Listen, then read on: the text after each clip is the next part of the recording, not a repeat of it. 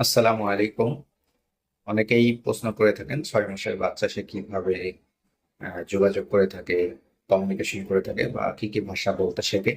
সাধারণত 6 মাসের বাচ্চা খুব অর্থবহ কোনো শব্দ বা কথা বলার মতন পর্যায়ে পৌঁছায় না।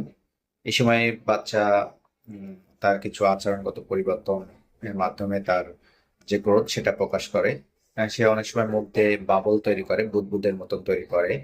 কণ্ঠের যে পিচ আছে, অর্থাৎ সেই কণ্ঠটা কখনো উঁচু নিচু করে, অর্থাৎ সে কোনো কিছু বলতে চাচ্ছে, এই ধরনের শব্দ তৈরি করে।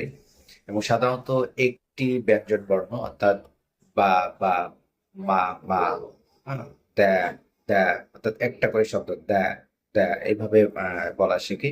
পরিচিত কণ্ঠ শুনলে সে খুশি হয়, বা পরিচিত কণ্ঠ শুনলে সেদিকে সে তাকানোর চেষ্টা করে। অপরিচিত কাউকে দেখলে সে দ্বিধা প্রকাশ করে। খেলনা দেখলে সে উত্তেজিত হয় বা সেটা ধরার চেষ্টা করে। সাধারণত উম, এই বিষয়গুলো দেখলেই আমরা বুঝতে পারবো যে 6 মাসের বাচ্চা তার আহ বুদ্ধিগত যে বিষয় বা ভাষাগত যে পরিবর্তন সেটা সঠিক কাজ। ধন্যবাদ সকলকে। আসসালাম।